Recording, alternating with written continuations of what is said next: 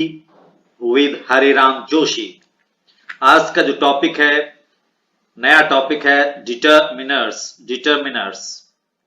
Part first है ये। और myself Hariram Joshi from government higher secondary school Paganvisi Gwalior. तो आज हम डिटरमिनर्स के बारे में पढ़ेंगे, साथ में कुछ डिटरमिनर्स का प्रयोग भी पढ़ेंगे। तो शुरू करते हैं। डिटरमिनर्स होता क्या है ये जानना बहुत जरूरी है डिटरमिनर्स पढ़ने से पहले। व्हाट आर डिटरमिनर्स, डिटरमिनर्स होते क्या है। तो आप सबसे पहले क्या करें कि first of all read the following sentences carefully. आप जो नीचे लिखे हुए सेंटेंसेस हैं उन्हें सावधानी पूर्वक पढ़ें। पहला सेंटेंस है he has not written many poems। Second है they don't have much money now। Third he paid his whole attention to his studies। And जो हमारा नेक्स्ट सेंटेंस है each room of this hotel has a cooler.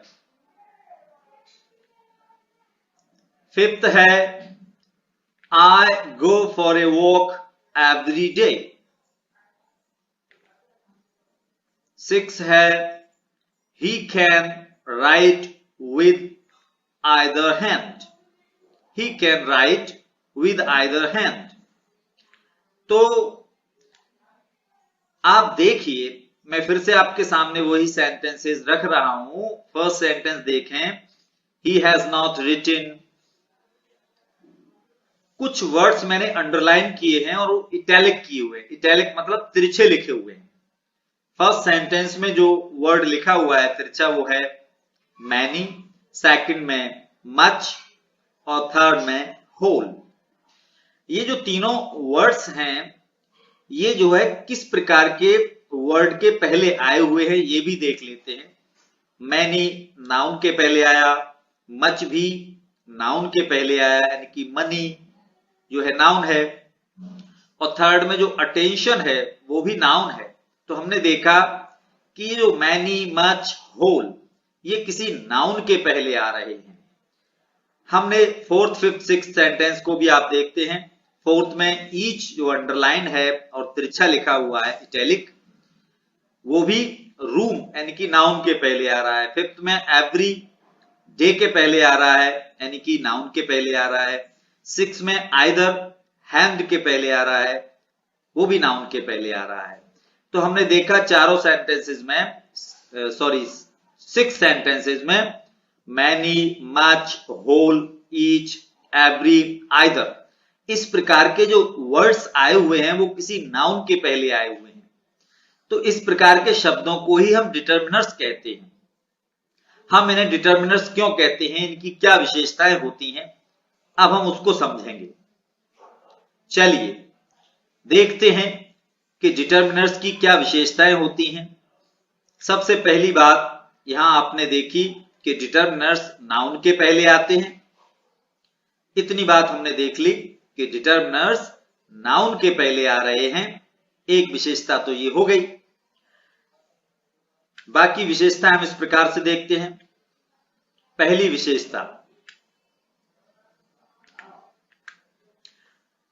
विशेषता है कि determiners किसी noun के या नाउन फ्रेजेज के पहले आते हैं। डिटरमिनर्स किसी नाउन के या नाउन फ्रेजेज के पहले आते हैं। दूसरी विशेषता यह है कि डिटरमिनर्स किसी नाउन की संख्या या मात्रा यानी कि नंबर या क्वांटिटी को बताते हैं। हम आगे एग्जाम्पल्स जब देखेंगे तो हम आपको बताएंगे किस प्रकार से यहां नंबर को बता रहा है, किस प्रकार से इस एग्जाम्पल में क्वांटिटी को बता रहा है। तो दो विशेषताएं हो गई कि determiners are followed by noun or noun phrases. Second one, determiners expresses the number of nouns or the quantity of nouns. Third विशेषता जो है वो ये है कि डिटरमिनर्स किसी नाउन के क्षेत्र को सीमित यानी कि लिमिट या रेस्ट्रिक्ट या निर्धारित, जिसको इंग्लिश में कहते हैं डिटरमिन, करते हैं। तो जो डिटरमिनर्स वर्ड है वो डिटरमिन से बना हुआ है। डिटरमिन मतलब निर्धारित करना, निश्चित करना। तो ये जो डिटरमिनर्स हैं इनको इसीलिए डिटरमिनर्स कहा जाता है कि ये किसी नाउन के क्षेत्र को सीमित करते हैं और उसको निर्धारित करते हैं। किस प्रकार से करते हैं ये जब हम यूज पढ़ेंगे कुछ डिटरमिनर्स का और एग्जाम्पल देंगे उस समय हम उस बात को बहुत अच्छे से समझेंगे। अब आप देखिए, ये तीन बातें हमने जानी कि डिटरमिनर्स किसी नाउन के या नाउन फ्रेजेस के पहले आते हैं। डिटरमिनर्स किसी नाउन की संख्या या मात्रा यानी कि नंबर, क्वांटिटी बताते हैं। डिटरमिनर्स किसी नाउन के क्षेत्र को सीमित या लिमिट या रेस्ट्रिक्ट करते हैं या निर्धारित करते हैं, डिटरमिन करते हैं। डिटरमिन शब्द का मतलब ही है निर्धारित करना, निश्चित करना। इसीलिए इस प्रकार के जो शब्द हैं उन्हें हम, इस प्रकार के जो वर्ड्स हैं उन्हें हम डिटरमिनर्स की कैटेगरी में रखते हैं। तो सबसे पहले जो डिटरमिनर्स, इंपॉर्टेंट डिटरमिनर्स हैं जो हमारे एग्जाम के लिए, उनका हम आपको परिचय कराते हैं।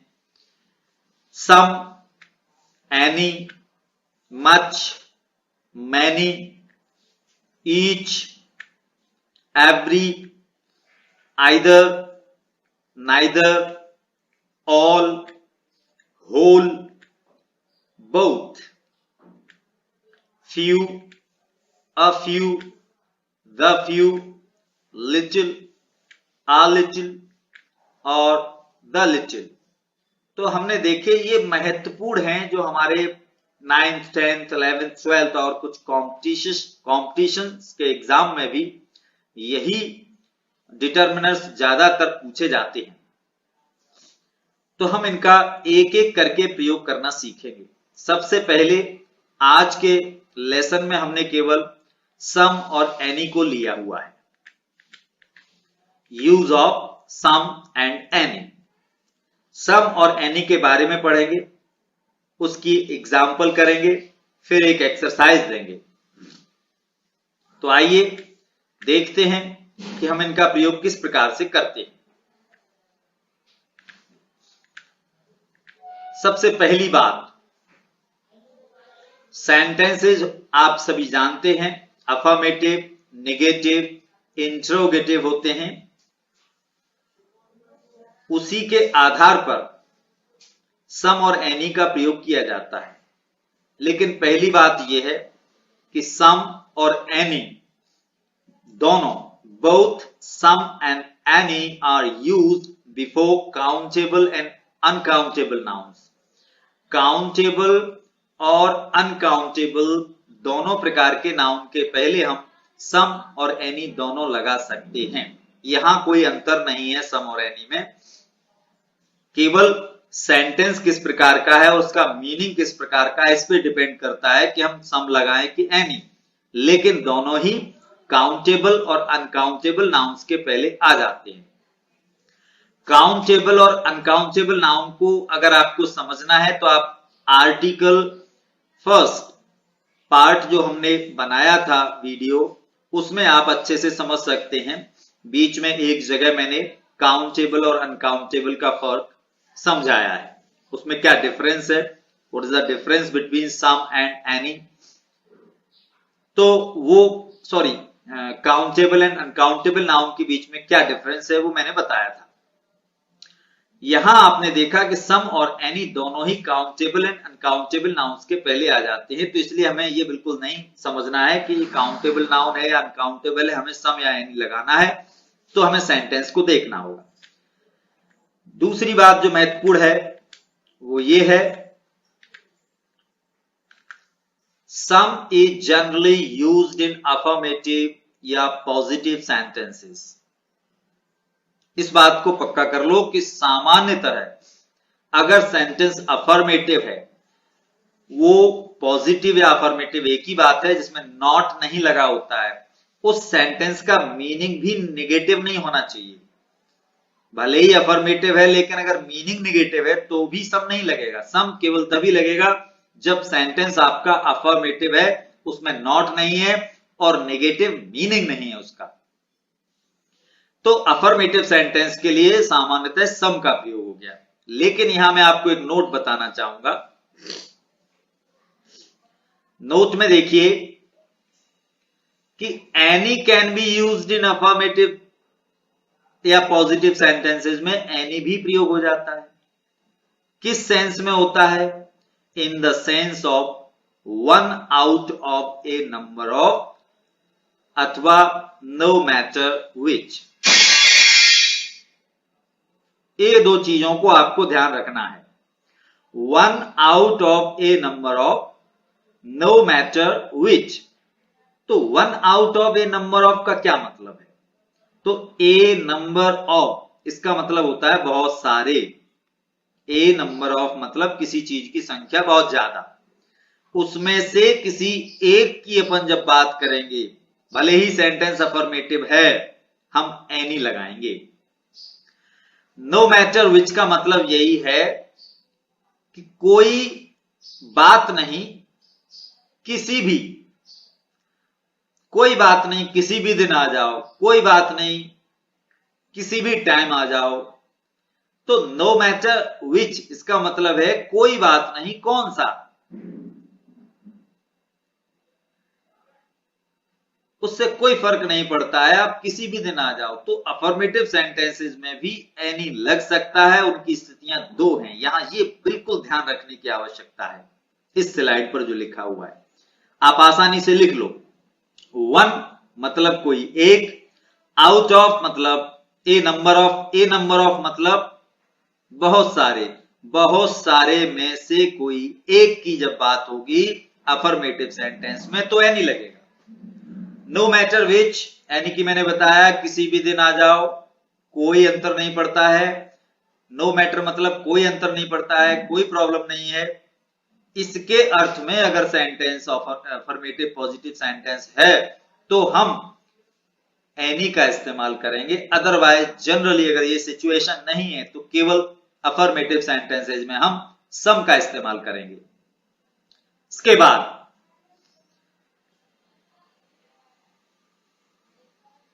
Any is also used after if in a positive और अफर्मेटिव सेंटेंस।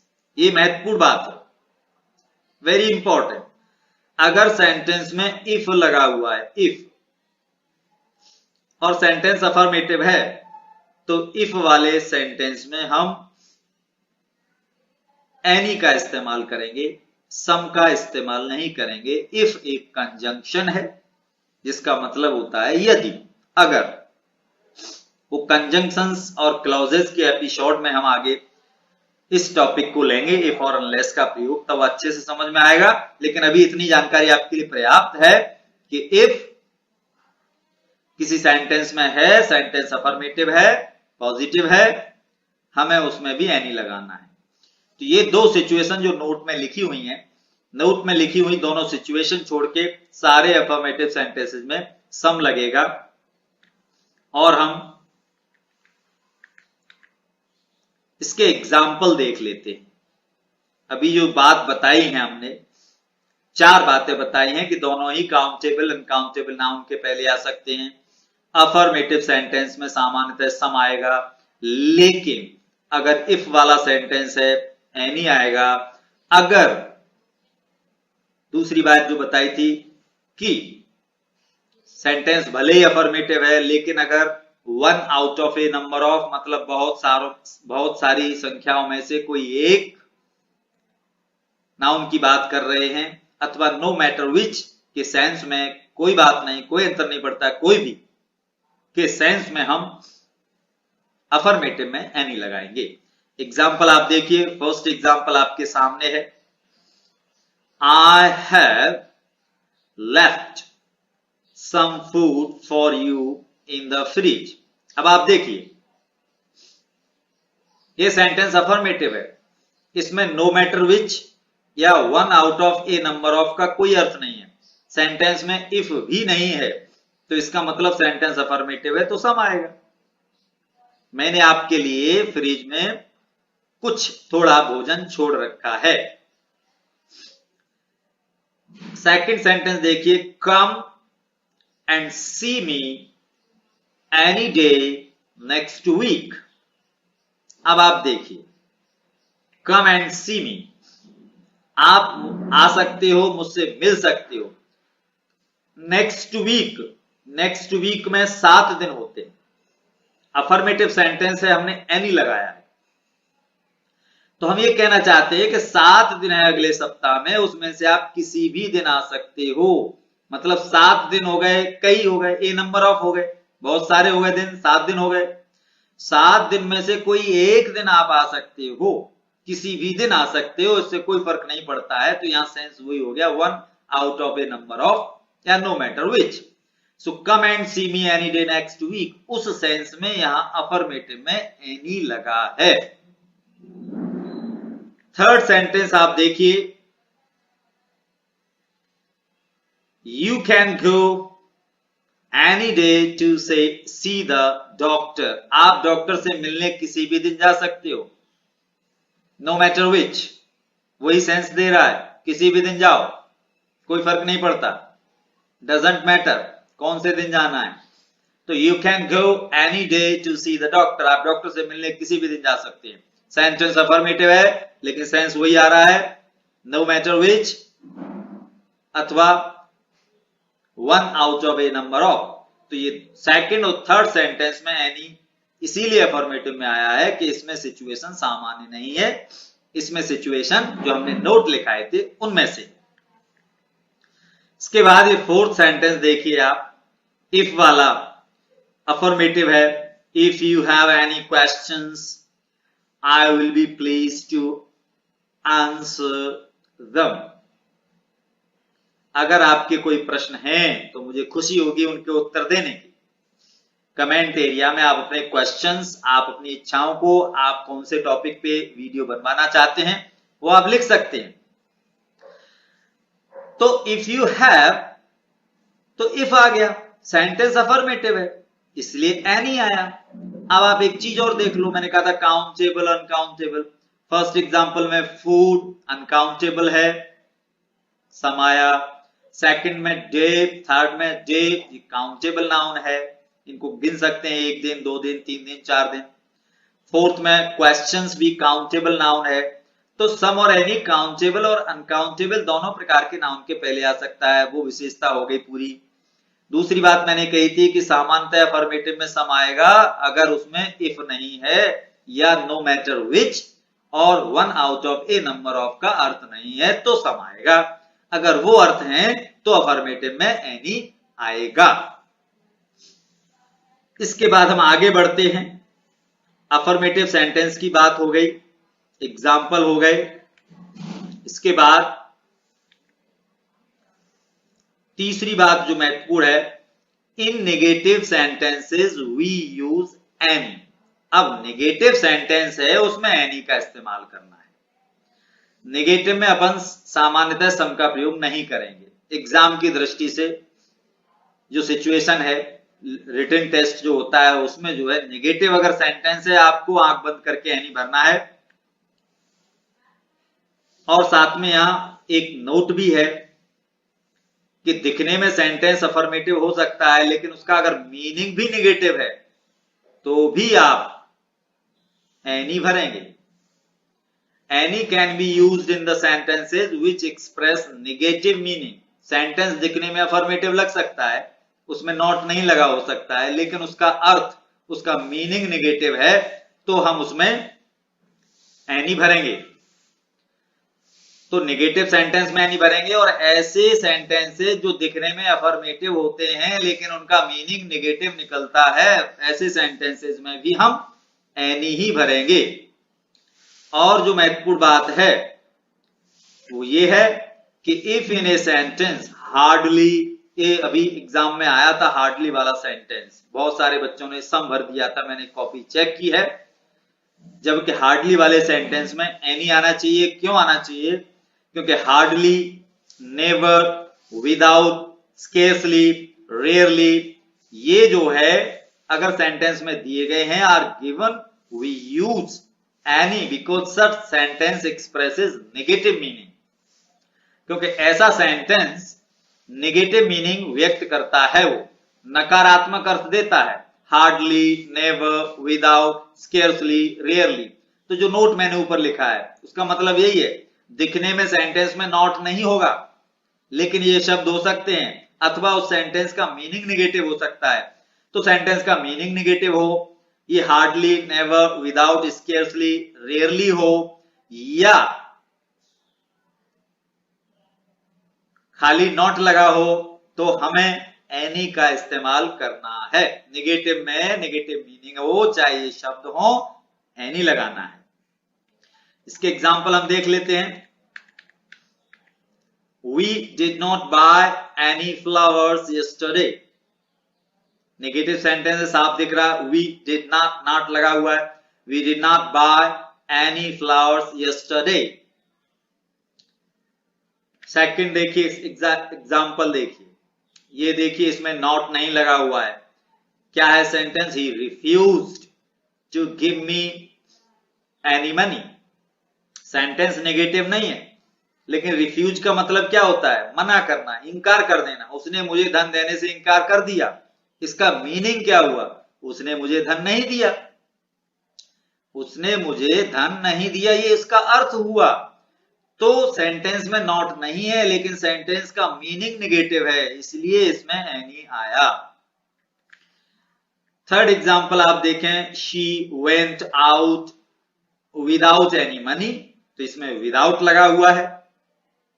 फोर्थ वाले में हार्डली लगा हुआ है। The gardener had hardly any flowers to give us. तो हार्डली, विदाउट, स्केर्सली, रेयरली, या सेंटेंस नेगेटिव मीनिंग व्यक्त कर रहा है, अथवा सेंटेंस में नॉट लगा हुआ है, हमें हर हाल में एनी लगाना है। तो अब तक हम जो चीजें सीख चुके हैं उनको आप देख लीजिए कि both some and any are use before countable and uncountable nouns. दोनों काउंटेबल और अनकाउंटेबल नाउन्स के पहले आ जाते हैं। दूसरी बात, some is generally used in affirmative या पॉजिटिव सेंटेंस। अफर्मेटिव में सम लगता है, लेकिन ये दो सिचुएशन छोड़ के। अगर अफर्मेटिव या पॉजिटिव सेंटेंस में one out of a number of या नो मैटर विच का अर्थ दिया गया है, बहुत सारे में से एक, कोई अंतर नहीं पड़ता कौन सा। तीसरी बात, एनी का प्रयोग जो है इफ अगर दिया गया है सेंटेंस में, तो इफ वाले वाक्य में चाहे वो पॉजिटिव है, अफर्मेटिव है, तो भी हम एनी लगाएंगे, सम का इस्तेमाल नहीं करेंगे। तीसरी बात जो हमको समझी थी हमने, वो ये थी कि negative sentences we use any. साथ में अगर सेंटेंस नेगेटिव मीनिंग व्यक्त कर रहा है तो भी एनी लगाएंगे, अथवा अगर सेंटेंस में hardly, never, without, scarcely, rarely जो नकारात्मक अर्थ देने वाले शब्द हैं वो यूज किए गए हैं, तो भी हम उसमें एनी का इस्तेमाल करेंगे। इसके बाद हम अफर्मेटिव सेंटेंस की बात हो गई, नेगेटिव सेंटेंस की बात हो गई। अब हम इंट्रोगेटिव यानी कि जो क्वेश्चंस होते हैं उन पर आते हैं। इंट्रोगेटिव सेंटेंस और क्वेश्चंस। जनरली इंट्रोगेटिव सेंटेंसेस यानी कि जिसमें कोई प्रश्न पूछा जाता है, क्वेश्चन किए जाते हैं, हम एनी का इस्तेमाल करते हैं, ये ध्यान रखें। जनरली इन इंट्रोगेटिव सेंटेंसेस और क्वेश्चंस वी यूज एनी। अब यहां भी एक नोट आएगा, देखिए ये नोट बड़े महत्वपूर्ण हैं।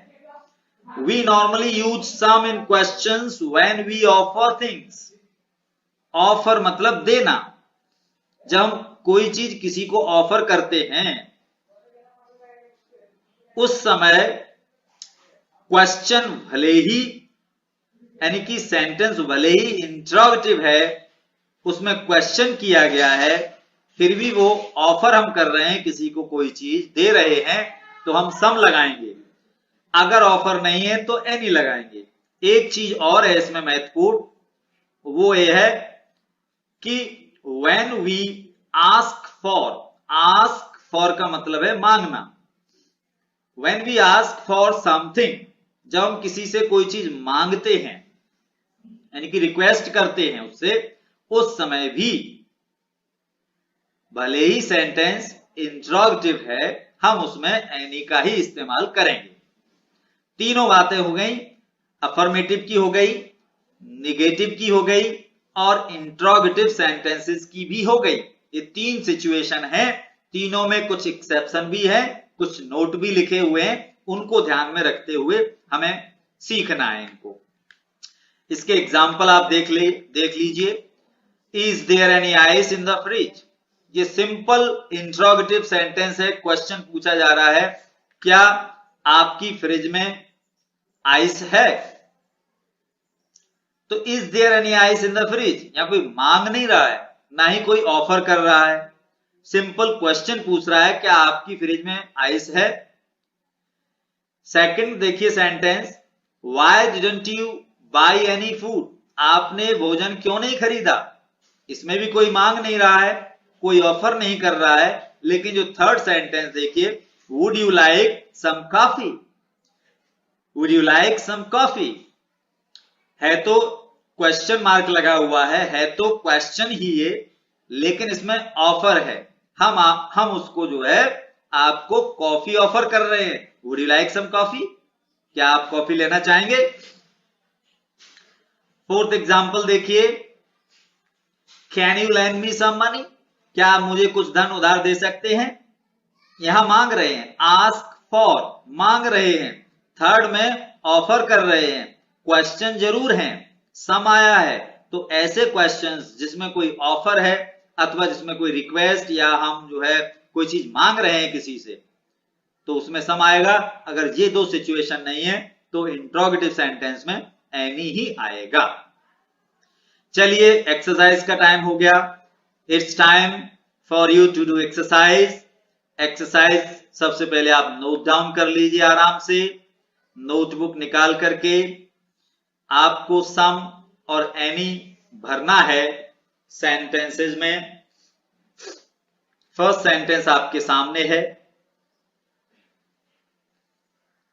5 सेकंड में सेंटेंस रखूंगा, उसके बाद अगला सेंटेंस दूंगा। I am going to buy blank के बाद क्लॉथ्स। सेकंड जो सेंटेंस है वो है, देखिए, there is not orange juice in the fridge. आराम से लिख लो, there is not orange juice in the fridge.